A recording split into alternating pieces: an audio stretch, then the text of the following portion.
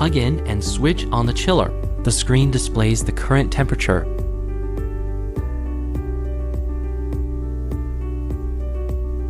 You can set the temp via up and down button. 45 is okay. Press up and down button together into F01 and set is to be 5 degrees Fahrenheit.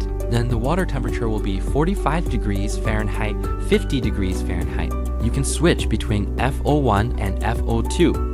F02 is for temperature calibration. Press the power button to confirm. It's set to 0 degrees Fahrenheit by default. After a few seconds, it will return to the current temperature. Function introduction. When fan indicator flashes, it's delayed.